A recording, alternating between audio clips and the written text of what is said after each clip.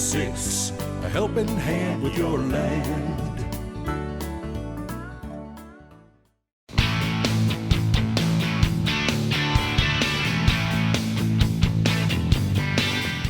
Hi, I'm Brian with Messick's with a preventative maintenance tip for your combine.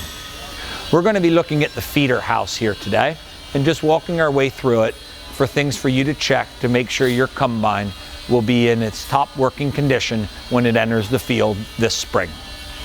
We're going to start back at the pintle chain or any of the chains on your combine. You want to be able to grab it and move it. If when you twist the chain you have ample slack in your links, you know they need to be replaced or addressed. As we look at a belt, we want to make sure that the belt is not cracked up into the backing of the belt. If it is cracked up in there, your belt should be replaced on your combine. The other thing you want to look at is the spring tensioner guides. These there need to be make sure they are adjusted properly. If on a belt they are not adjusted properly, you will get excess slippage on your belt.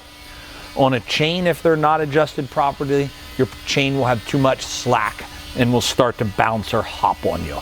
On the front of our combine, we obviously have our feeder house chain.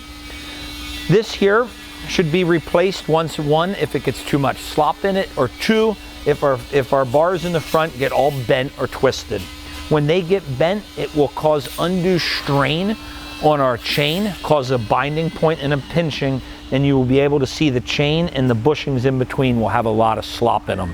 When your bars get bent like this, it causes uneven feeding in your combine, makes it a little more difficult to feed. So a chain like this should be replaced.